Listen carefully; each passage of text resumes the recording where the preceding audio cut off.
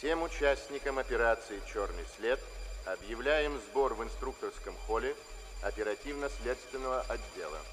Повторяю. Это меня. Прости. Всем участникам операции Скажи, «Черный след» объявляем сбор в инструкторском черный холле след. оперативно-следственного отдела. Это очень опасно.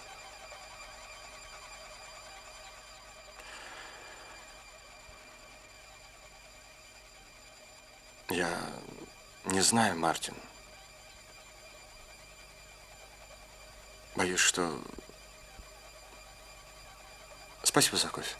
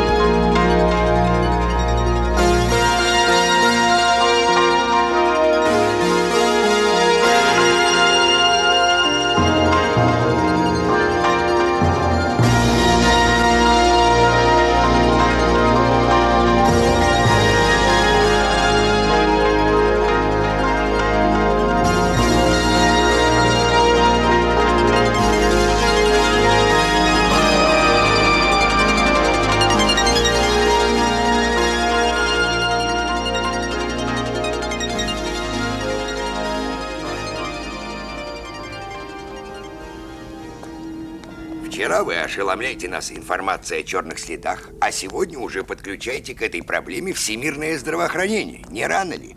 Боюсь, не было бы поздно. Знакомьтесь, наш коллега по службе космической безопасности Олег Никольский. А это моя оперативная группа. Прекрасная группа.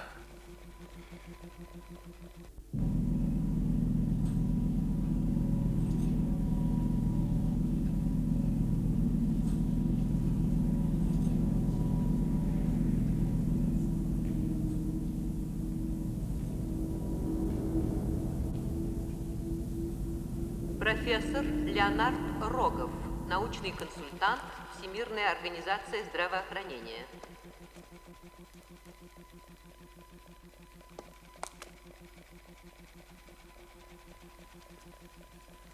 Прошу вас, профессор.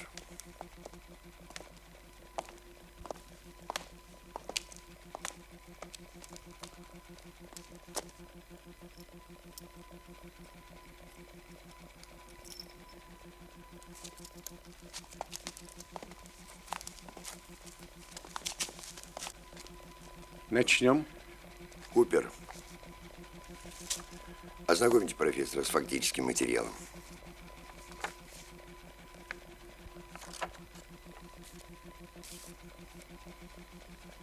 История с черными следами началась у нас с трагедии альпинистов на Памире.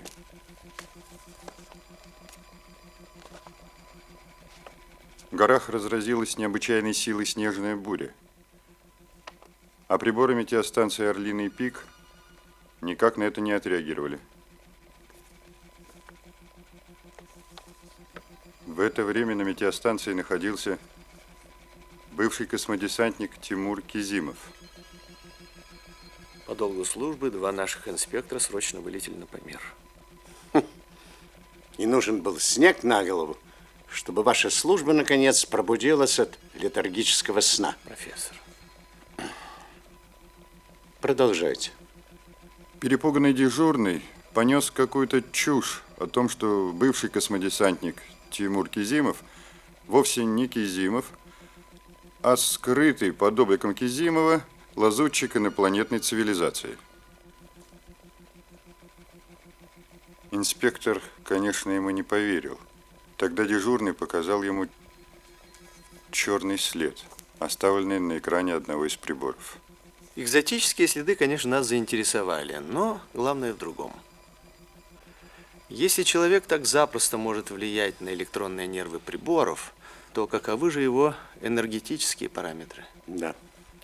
Обстоятельства весьма тревожные, Да. если не сказать пугающие. Именно поэтому мы и предложили Тимуру Кизимову нанести нам визит. Будьте любезны. Купер, видеозапись, пожалуйста.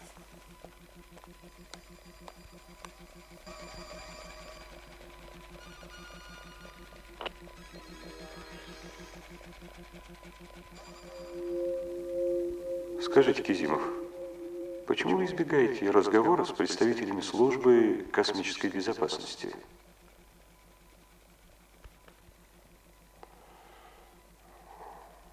Вы знаете, я вообще не люблю беседовать с теми, с кем не поддерживаю дружеских или приятельских отношений.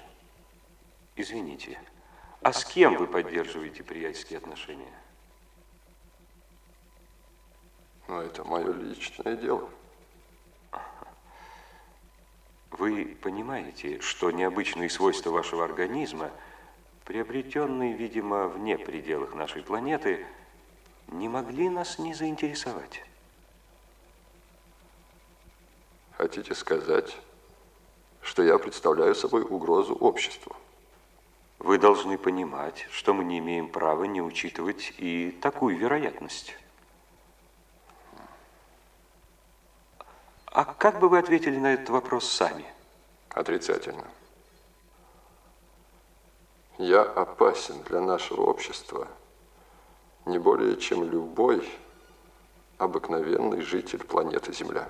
То есть вы сознаете свою необыкновенность?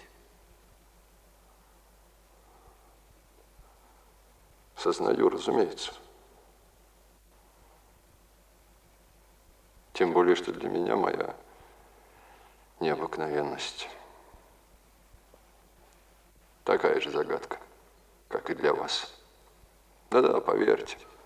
А может быть, это болезнь?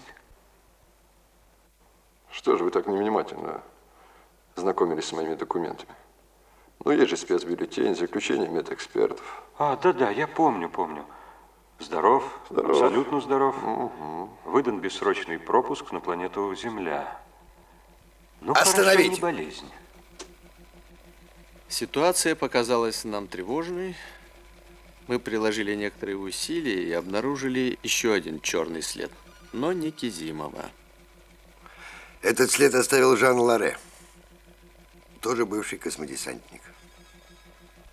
Продолжим. Экран.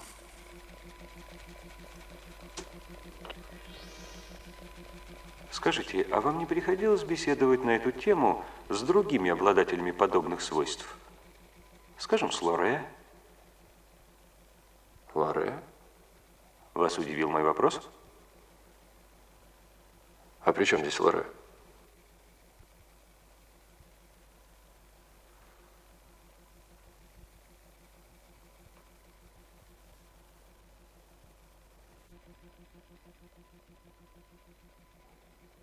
Понимаю. Нет, не приходилось. Значит, вы с Лоре не знали о способности друг друга оставлять черный след. Я могу отвечать только за себя. Я за Ларе этого не замечал. И в беседах с ним вы никогда не касались этой темы? Это не та тема, которая могла бы мне доставить удовольствие. Неприязнь к этой теме у вас каким-то образом связана с вашей работой во внеземелье? Я не работаю во внеземелье. Я вышел в отставку. Хотите сказать, что не поняли моего вопроса? Я хочу сказать, что на любой вопрос, касающийся моей прошлой работы во внеземелье, я отвечать не буду.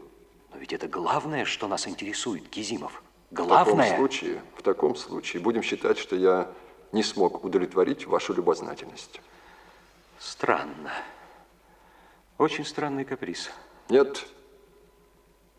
Скорее, вынужденная самооборона. Как прикажете это понимать? Правильно вы меня поняли. Хорошо.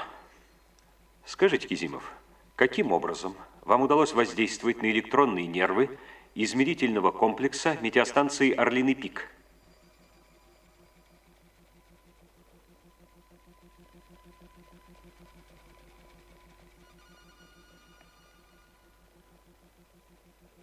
Это неумышленно. Значит, способность воздействовать на приборы вам подконтрольна. Черный след тоже. И связано это каким-то образом с вашей работой в пространстве, так? Хотите добрый совет? Оставьте нас в покое. Меня, Лоре. Этот след никуда не ведет. Я хочу сказать, что здесь нет криминала. Не ройтесь в наших душах. Хотя бы потому, что это не только бессмысленно, но и жестоко.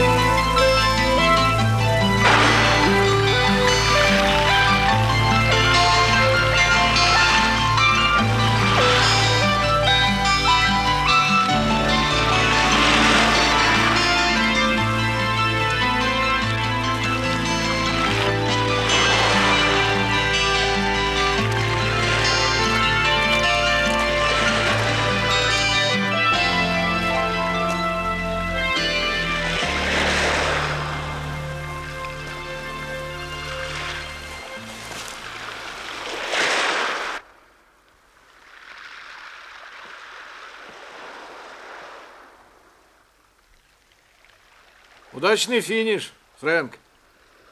Поздравляю. Спасибо, Вебер. Сначала метко стреляем, а потом смотрим в кого.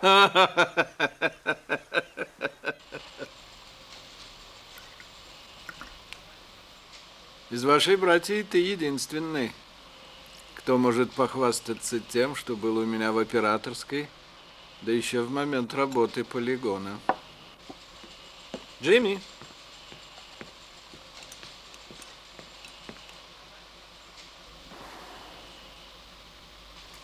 Мой помощник. Очень рад.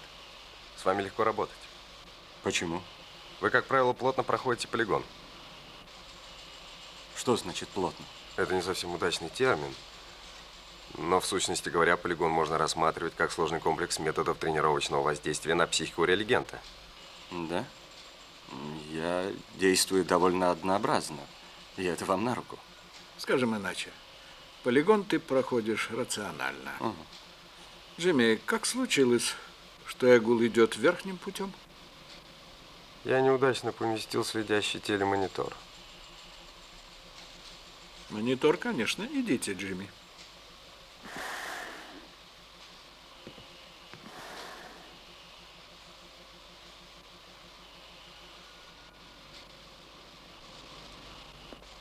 Скажи, Фрэнк, зачем тебя посылали в зону спецкарантина?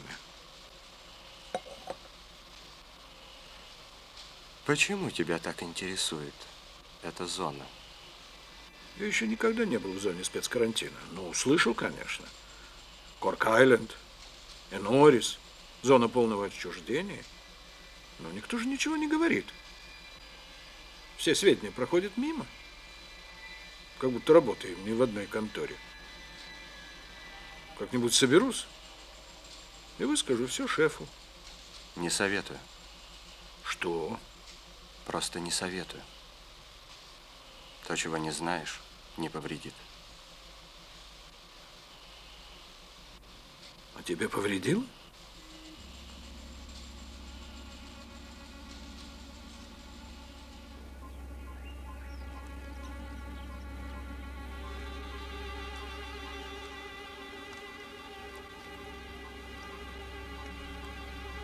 Понимаешь, Мартин, наша предприимчивая цивилизация вырвалась в просторы Солнечной системы. Плохо себе представляю, во что это нам обойдется. Синюки, изоляторы, стеклянные стены. Это все, так сказать, иллюстративная сторона дела. Существо-то гораздо сложнее и проще. Я понимаю. Освоили малую часть внеземелья, практически только в пределах Юпитера, а уже хлопот полон рот. Ты считаешь, освоили? Ну, во всяком случае, процесс освоения идет полным ходом.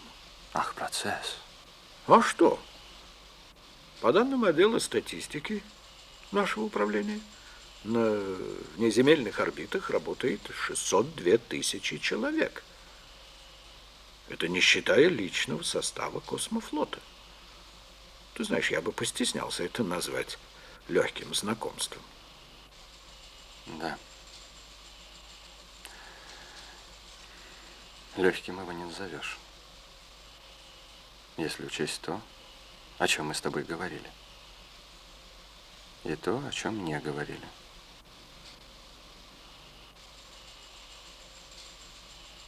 Пойми, условия спецкарантина меняются прямо на наших глазах. Ну, 2 года назад ты что-нибудь слышал о зонах полного отчуждения?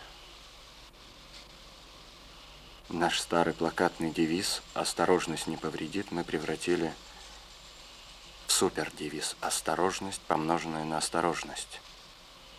И это стало принципом нашего отношения к внеземелью. И правильно сделали? Да, правильно. Но это явный признак растерянности. Это и есть оборона. Мы начинаем защищаться, Мартин. Сегодня стекло, сверхизолятор, а завтра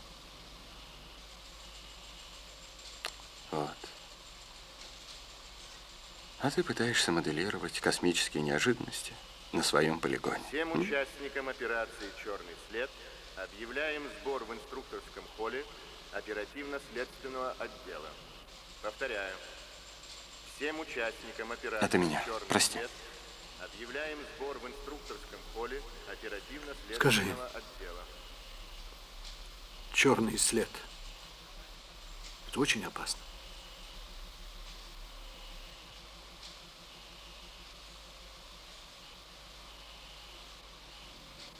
Не знаю, Мартин. Боюсь, что... Спасибо за кофе.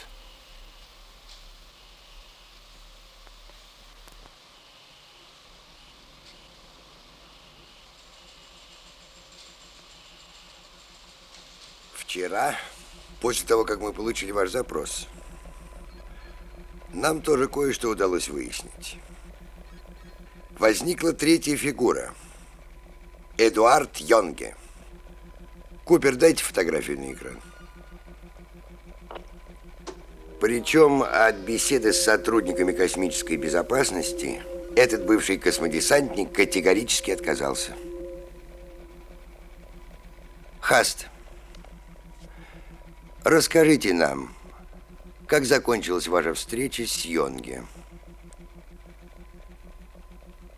Хаст, я ведь к вам обращаюсь. Как только я заикнулся о черных следах,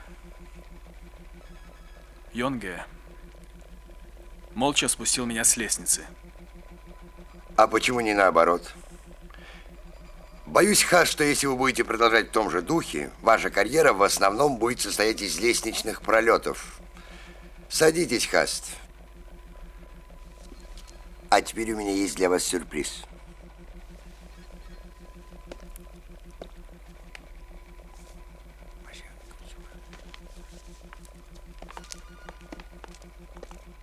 Угадайте, что это такое?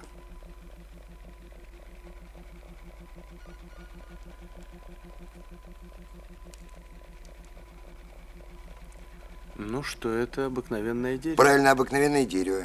Биологическая экспертиза подтвердила. Обыкновенное дерево – орешник. Без всяких изменений микроструктуры.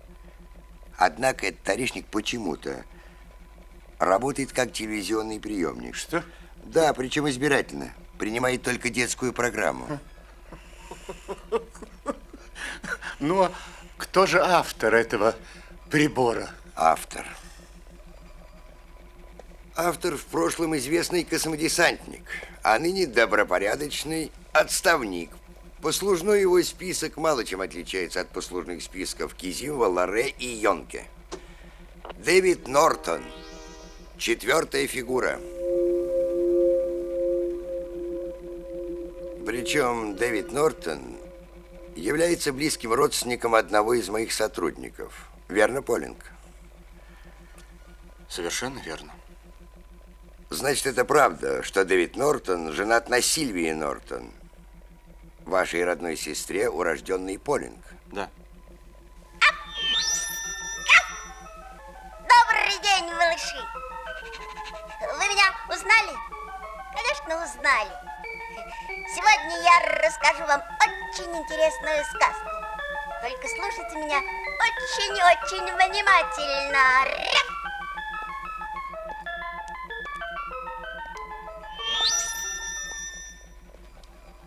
Итак, четверо. Нортон, Кизимов, Йонге, Ларе. Кто они? Что, они товарищи по несчастью? Изуродованные космосом люди? Безопасные для нашей планеты? Или потенциально опасные? Здесь мы сталкиваемся с таким явлением, как изменение природных свойств человека.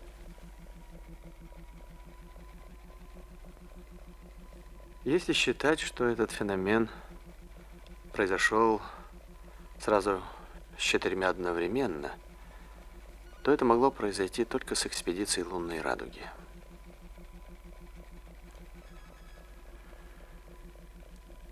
Да, экспедиция лунной радуги в систему Урана. Тогда эти четверо входили в состав 13 десантников, которые высаживались на Оберон. Там произошла катастрофа. Громадный участок поверхности провалился в недра планетоида, и возникло странное зеленоватое свечение, природа которого до сих пор не выяснена.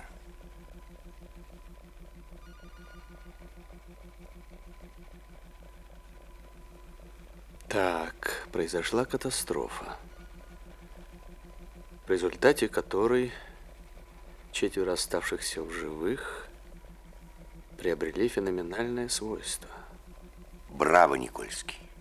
Это можно принять за рабочую гипотезу. Молодые люди, сейчас вы занимаетесь тем, чем вы должны были заняться давным-давно. Ну, Я не говорю, что служба безопасности ваша должна была заинтересоваться этой странной четверкой сразу же после катастрофы. Но после работы комиссии Юхансена, которая специально расследовала причины, извините, простите, не понимаю. Я прекрасно помню отчеты комиссии Юхансена. Прекрасно помню.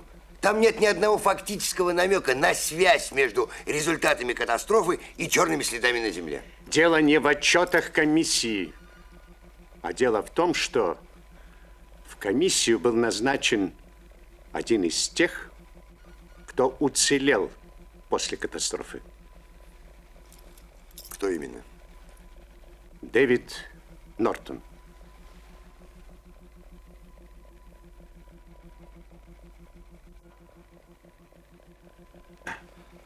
Вот оно что. Да, как говорится, пусти козла в огород. Значит, вы располагаете сведениями, перед которыми бледнеют черные следы и немеют поющие деревяшки. Времени у нас мало, к делу. Итак, сразу после возвращения лунной радуги из второй экспедиции, которая расследовала причины катастрофы на Обероне, мой бывший ученик, медиколог Альберт Асгрижес, рассказал мне много интересного. Он мне рассказал о том, чего не было в отчетах комиссии Юхансена.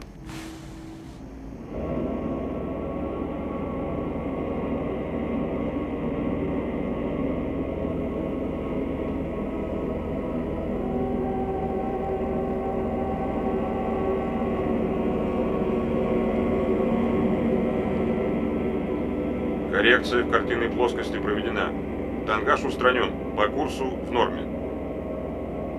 Безъякция в норме, капитан. Демпфер по фазе раскачки в норме.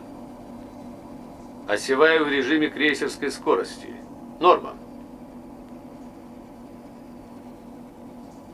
Крейсерский режим в трубке допустимых траекторий. По всем параметрам, капитан. По всем параметрам.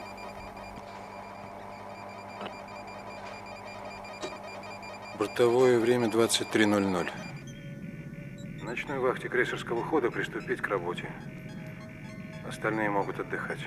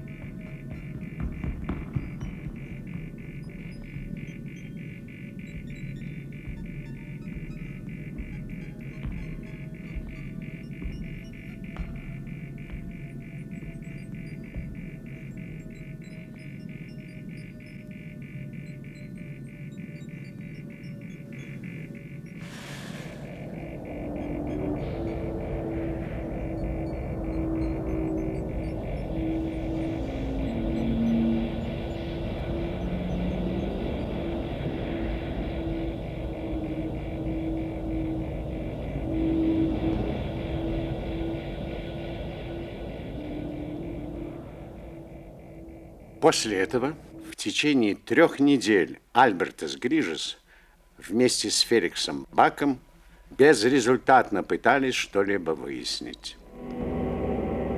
И вот однажды...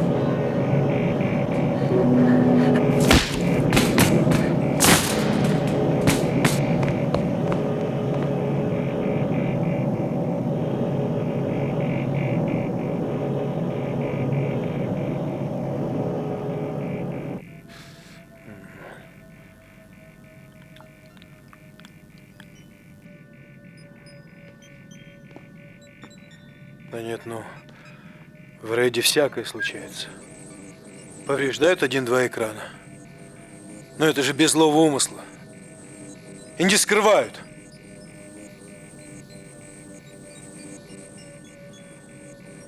А тут целых 5 повредили. Да. Загадочно. Не надо, уберите.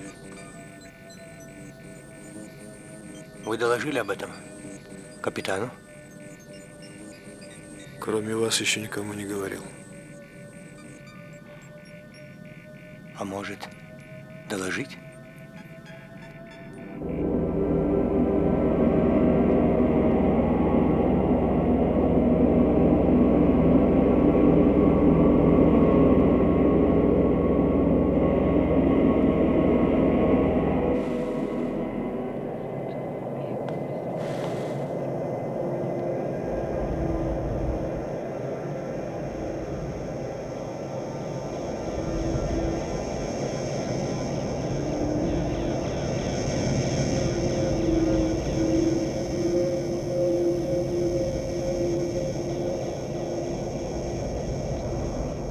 Грижес!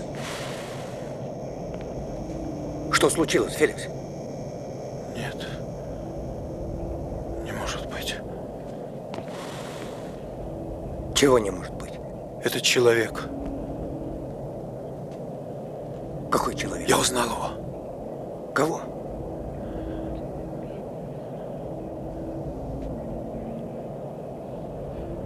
Не знаю.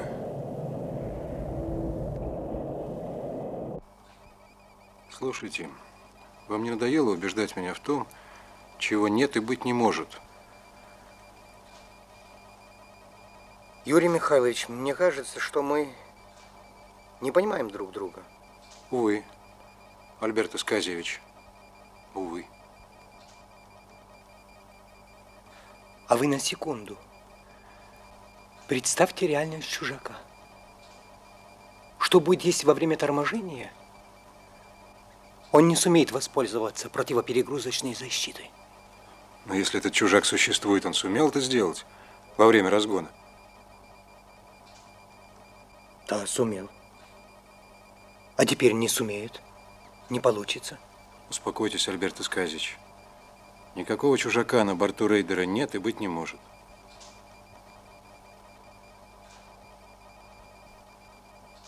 А вы уверены в этом? На все 100%? Я не люблю слово «уверен». Предпочитаю «убежден». И вам советую. А на будущее я запрещаю вам развлекать экипаж небылицами о чужаке. Надеюсь, вы меня поняли. Да.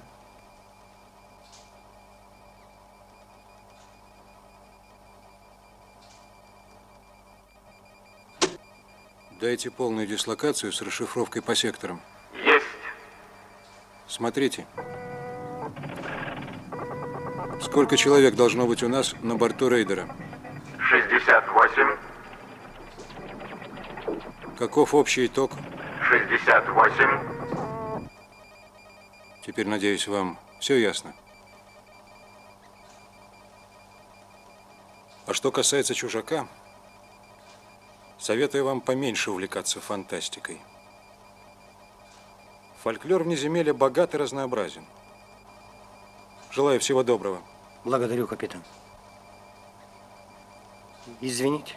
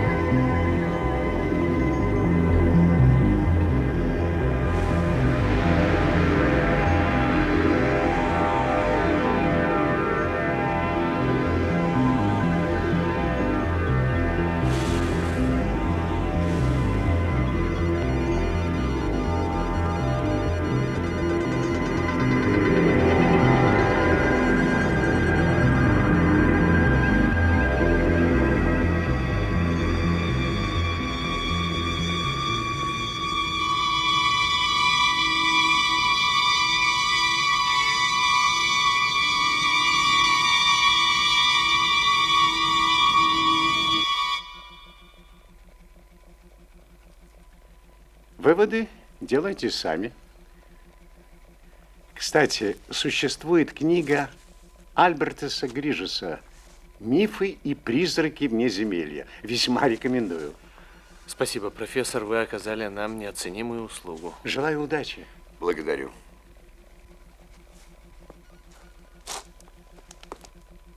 Купер, срочно разыщите Феликса Бака. Феликс Бак теперь работает в одной из лабораторий на Луне. Даю видеосвязь.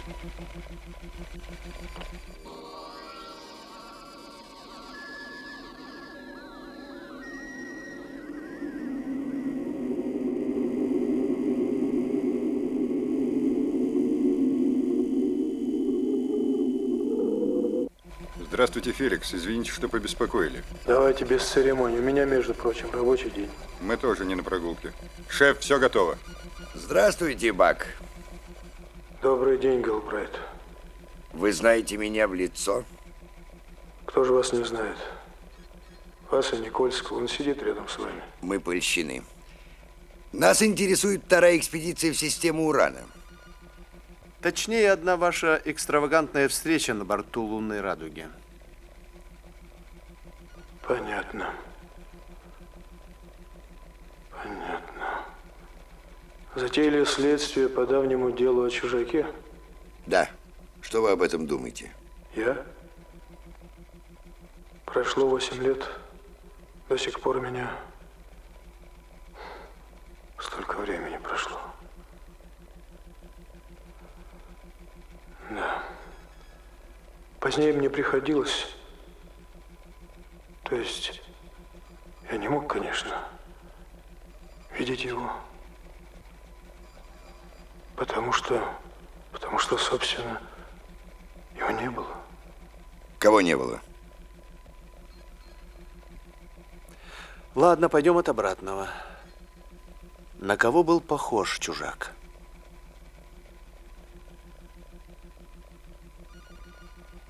На Мстислава Бакулина. Купер, портреты погибших на Обероне десантников. Есть. Который? Второй слева. Да, это Мстислав Бакулин. Вы абсолютно уверены, Бак, что это портрет чужака? Я только сказал, что похож на Бакулина. А почему вы все время употребляете слово «похож»? Потому что похож. Так, значит, у вас нет полной уверенности, что это был Бакулин. Бак, ну почему мы должны тянуть вас за язык? Вы еще и тогда подозревали, что это не Бакулин. Мне только показалось. Что показалось? Я вам все равно ничего не могу объяснить. Доказать. А вы отвечайте на вопрос, что вам показалось? Что это был Нортон. Спасибо, Бак. Вы нам очень помогли. До свидания.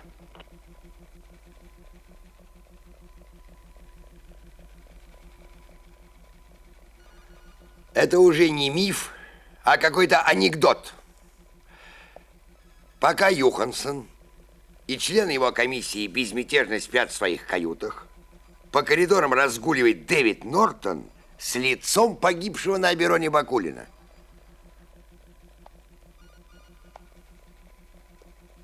Дэвид Нортон и Бакулин. Почему эти две фамилии всегда рядом? Что вы на это скажете, Поленко?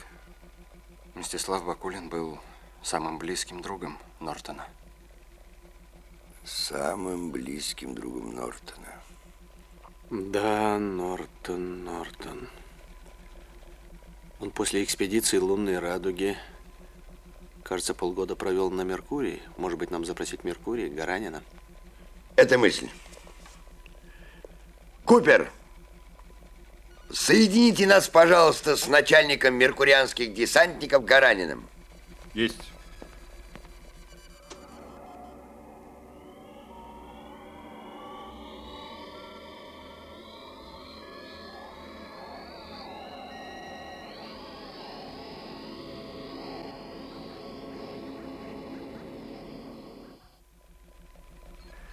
Здравствуйте, Гаранин.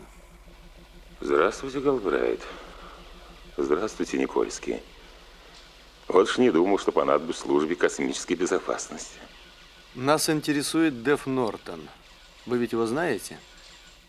Скажите, когда он работал у вас, вы за ним ничего необычного не замечали? Необычного? Необычного ничего. Кроме того, что он прошел по плоскогорью огненных змей. До него этого сделать никому не удавалось. И мы получили доступ к рудникам, без которых наша промышленность задохнулась бы. Вы же знаете, сколько там погибло наших парней? Дэва Нортона откомандировали к нам после полета на лунной радуге. И я хорошо помню тот день, когда он прилетел к нам на Меркурий на лайнере «Россия». Лайнер «Россия» терминалу. Вошли в зону лидарного захвата. Как видите нас? Видим вас, Россия. Отлично видим. С прибытием на Меркурий. Спасибо. Гасите осевую сближение до 30 единиц. Понял вас, терминал. Через 40 секунд войдем в режим глубокого торможения.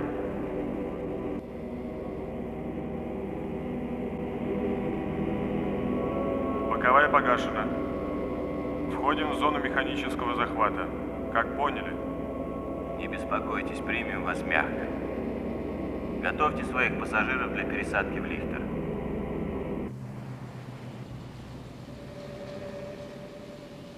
Команде первого аванпорта открыть вакуум-створ. Берите под разгрузку пакгаузы с 5 по 8. Экипажу лифтера МЛ-24 занять свои места и подготовить салон к приему пассажиров прибывшего лайнера. Понял вас. Понял.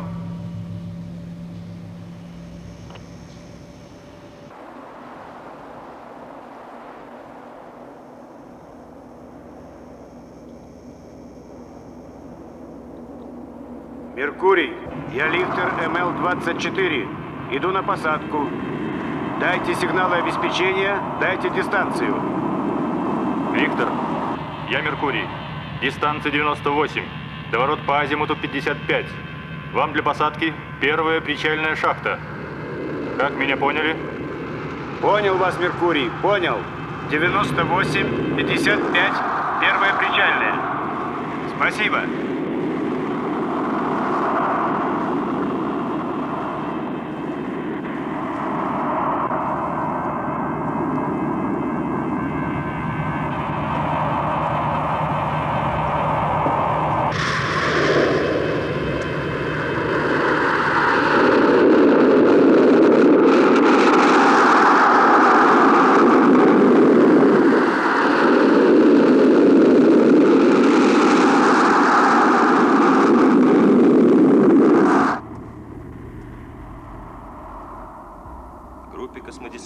Отлетающие в штурмлагерь отряда Джобера пройти на первый перрон второго причала и подготовиться к старту.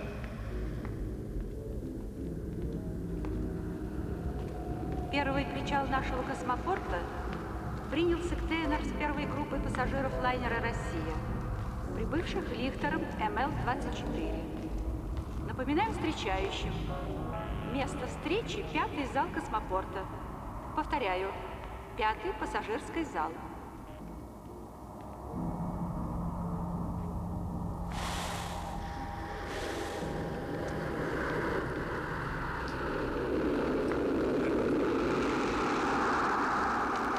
Рад тебя видеть, Иван. Наконец-то. Думал, не дождусь.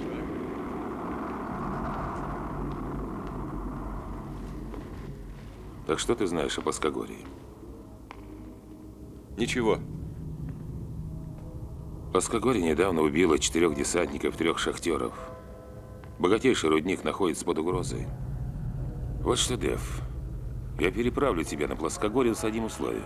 Ты что, ведь собираешься меня пугать? Да нет, просто район очень тяжелый. Почти вся площадь буквально заминирована грунтовым электричеством. Есть участки, где вообще не пройдешь. Разведка необходима. Понимаешь, ветераны уходят в отставку. А кого земля присылает взамен? Неопытных юнцов? Ведь он, очертя голову, лезет куда не нужно. Много ли ты с ним наработаешь, если его то и дело надо придерживать, чтобы он в отпуск живым улетел? Вот за это я тебя и люблю. Ну ладно. Из всего нашего выпуска только мы с тобой еще держимся. Кизимов и Йонги уже вышли в отставку. Знаю, я встретил их в лунной столице, когда добирался сюда. Я тоже скоро в отставку, Иван. Ну вот. И ты. Ну ладно. Иди, у тебя есть возможность немножко отдохнуть. Вернешься с Плоскогорья. Встретимся, поговорим.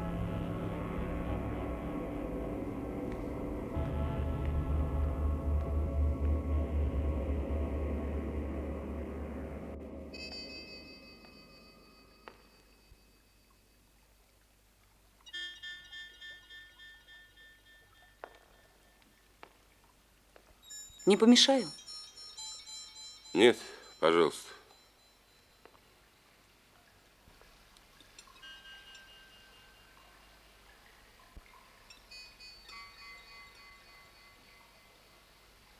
Вы не умеете есть.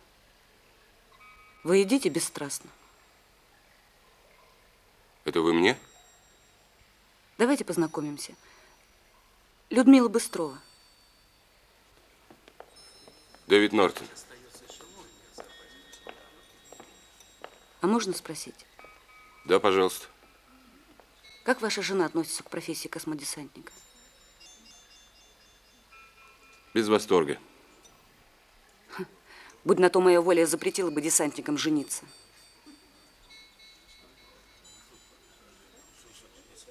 Не смотрите на меня так.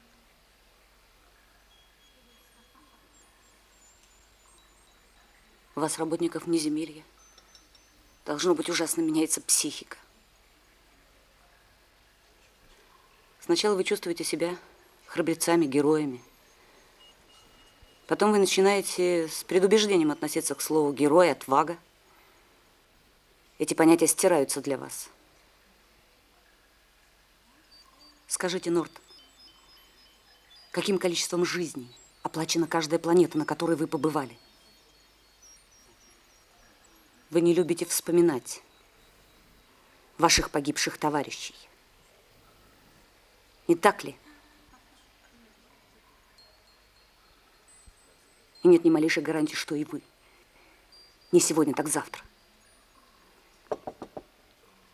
Вот видите, я суеверна.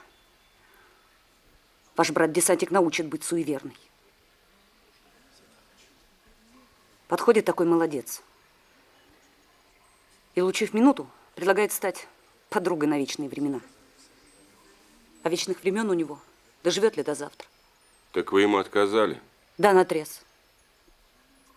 Не могу. Не могу видеть форму десантника. Вы чересчур суеверны, чересчур.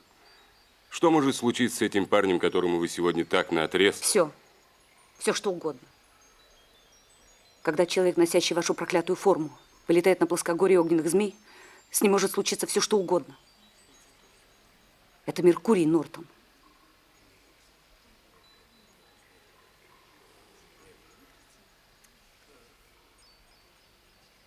Но мне пора. Было время, когда мне хотелось вот так посмотреть вам в глаза, лунный Дэв. Одну минуту. Откуда вы знаете мое прозвище? Нет. Я хотел узнать, зачем. Посмотреть вам в глаза? Да.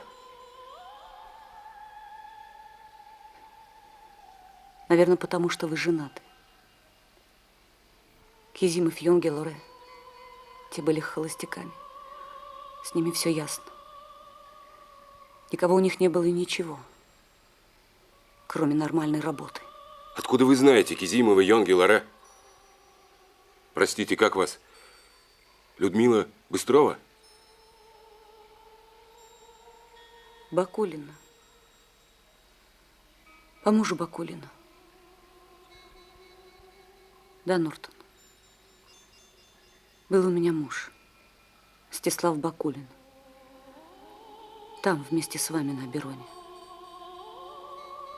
Впрочем, почему с вами? Вы здесь, а он там. Я понимаю, ничего нельзя было сделать.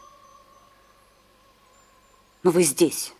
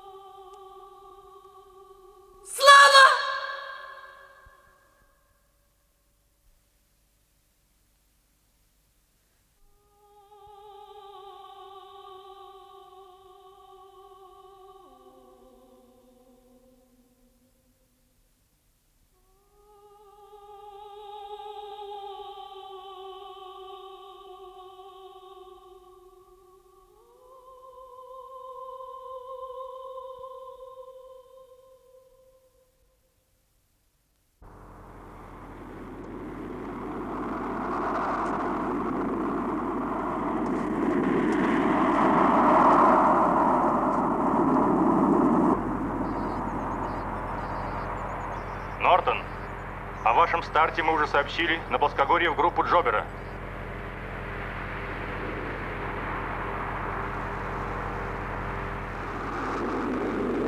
Мощность протонного всплеска сегодня до 19 баллов.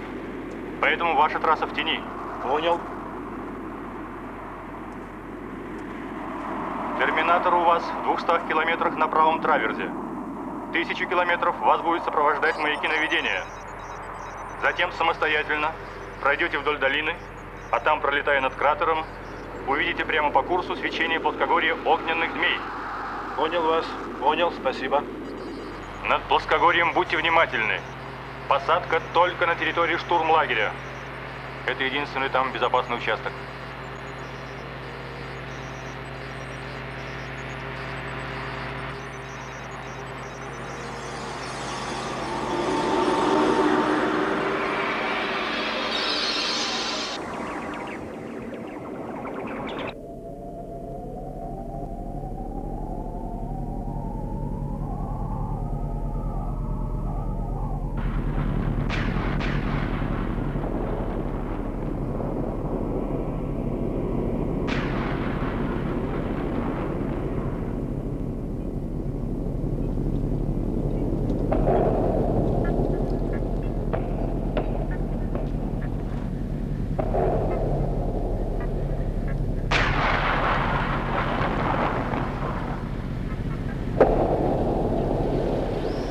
Обогнули возвышенность, принятую нами за точку отсчета. Включили запись на автокарту маршрутного сопровождения. Понял вас, парни, понял. Будьте очень внимательны.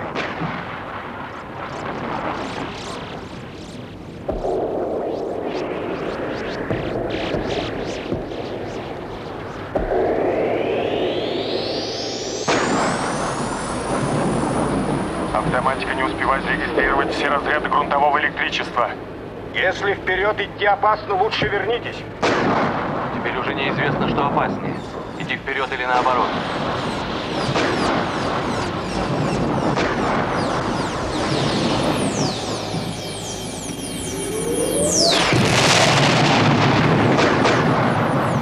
Парни, что случилось? Связь, связь! Отвечайте, связь! Возвращайтесь немедленно! Отвечайте!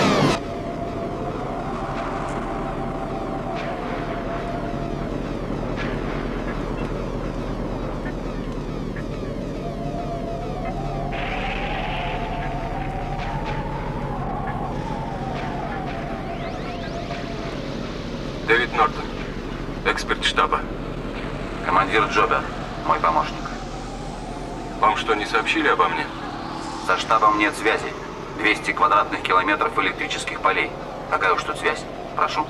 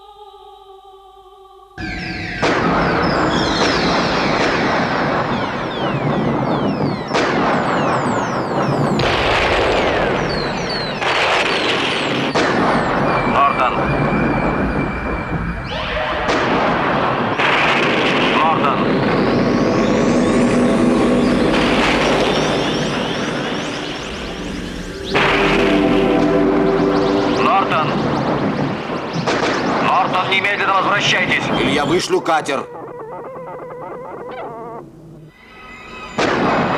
Мортон!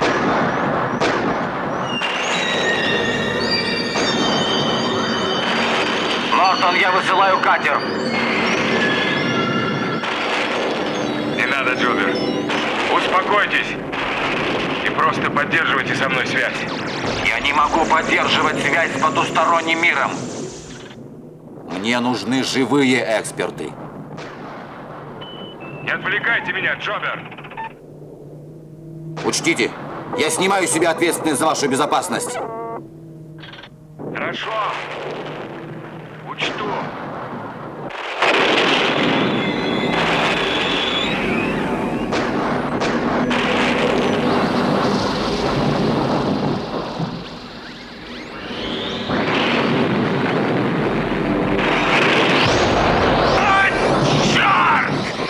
Возвращайтесь немедленно!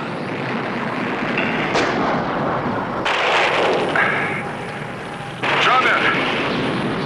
Чтобы безопасно передвигаться по этому плоскогорью, старайтесь придерживаться низин. Ни в коем случае не приближайтесь к буграм. Именно бугры напичканы электричеством под завязку. Понял, Нортон. Понял. Скажите, как вам это удается? Ладно, не отвлекайте меня.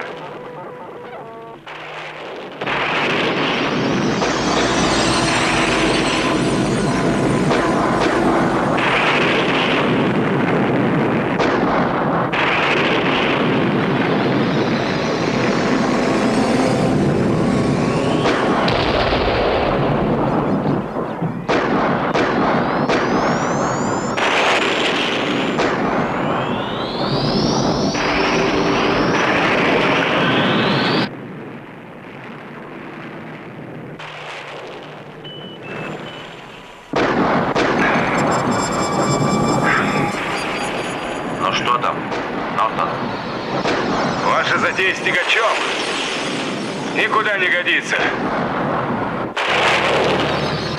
Здесь уйма молний. О чем это говорит, Джобер? Вам оттуда видней. Утюжить эти места машинами вам запрещается. Вы заменяете одного убийцу другим. Хорошо, Нортон. Я понял. Ждите, я вызову вас.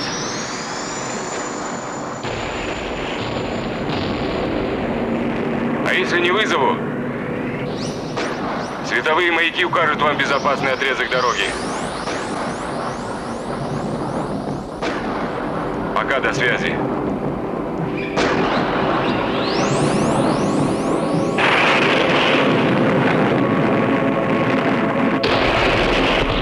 Нортон, связь. Вердикт из штаба отряда. Касается вас. Всего одна фраза. Эксперту штаба отряда Дэвиду Нортону предоставить возможность действовать так, как он сочтет нужным. Начальник штаба Гаранин. И больше ничего.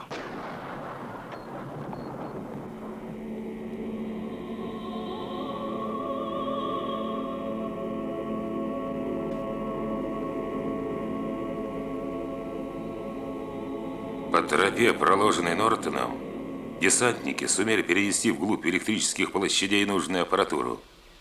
С тех пор на плоскогорье не погибло ни одного человека, и рудники бесперебойно дают сырье. Спасибо, Гаранин. До свидания.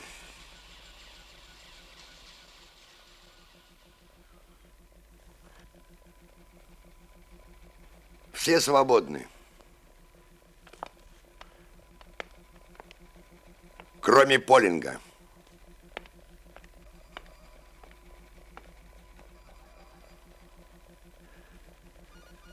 Как вы думаете, Полинг, кому из нашей оперативной группы мы можем доверить встречу с Дэвидом Нортоном? Мне. Поймите, Полинг, нам очень важно знать, почему эти 4 бывших космодесантника избегают контакта с нами. Я могу идти? Идите, Полинг, и постарайтесь, чтобы личные чувства не помешали вам. Идите.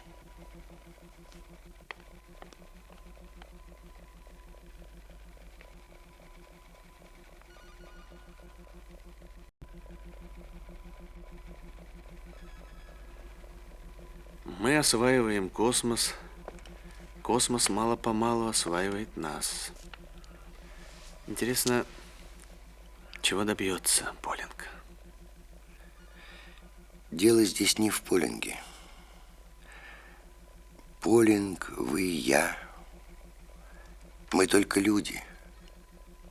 Обыкновенные люди.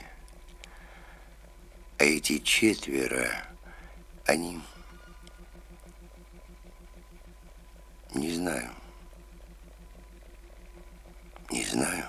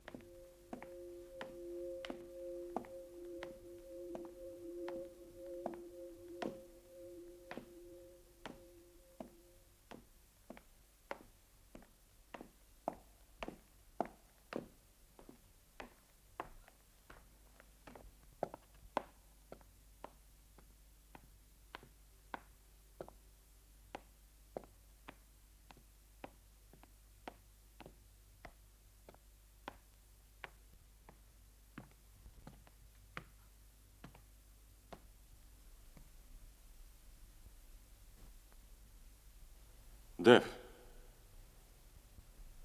я приехал сюда для того, чтобы предложить тебе войти с нами в контакт. Немедленно. И на добровольных началах.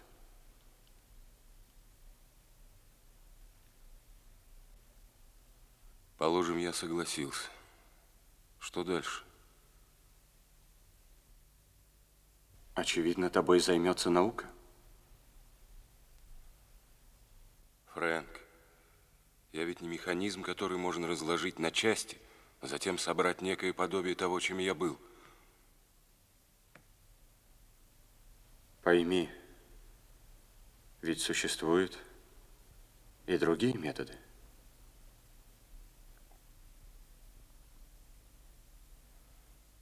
Я вижу, ты в затруднении.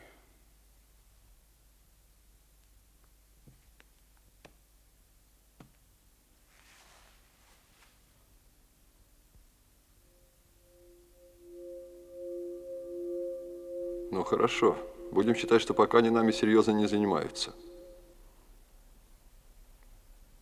Пока. Не дураки же там работают? Конечно, рассчитывать на это было бы глупо.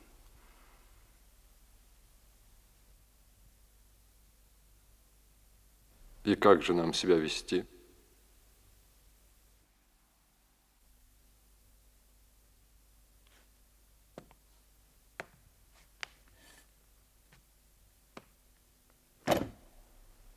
Если они опять начнут задавать свои вопросы.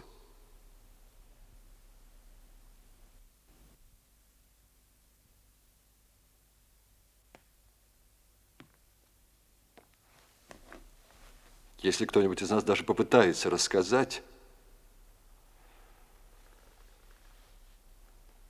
они перестанут считать нас людьми. Ученые воздвигнут громадный научно-исследовательский комплекс в честь нашего уродства. Прихлопнут колпаком с проводами и превратимся в лабораторную колбу с феноменальными свойствами. Что предлагаешь ты?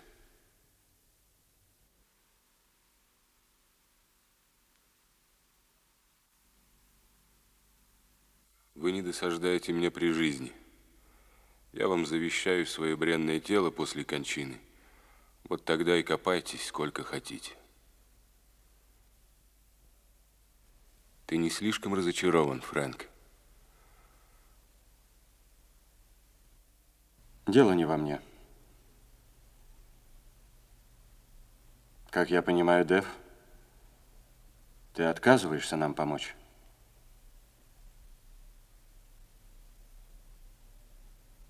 Почему ты пытаешься выстоять в борьбе против всего человечества? А кто сказал, что я собираюсь бороться против всего человечества? Да, Тимур, ясно одно, что нас в покое не оставят. И в конце концов, они решат, что мы опасны для общества. Твое юридическое полноправие ни у кого не вызывает ни малейшего сомнения. А вот биологическое... Я рожден на земле, от земных отца и матери. И никому не позволю считать себя нелюдью.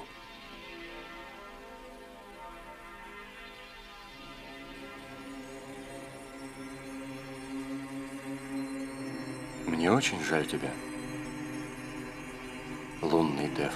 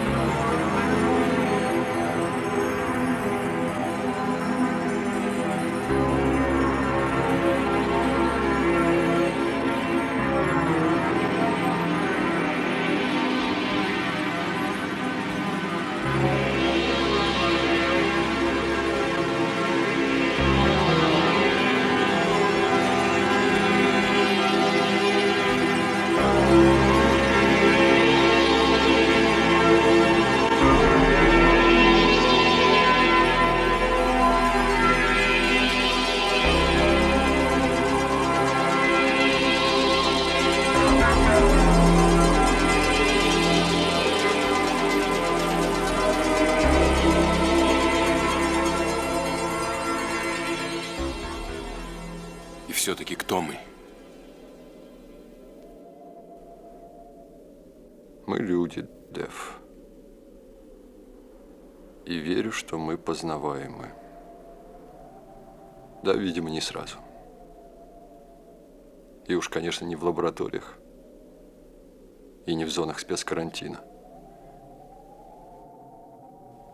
Рано вышли в отставку. Надо вернуться в космос.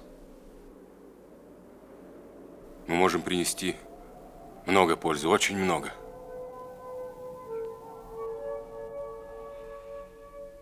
Я совсем не уверен, что именно теперь вот нашему поколению удастся понять суть воздействия внеземелья на человека. Но я думаю, что наш опыт поможет вот тем, кто идет вслед за нами, поможет приблизиться к истине. Они поймут то, что для нас сейчас тайна.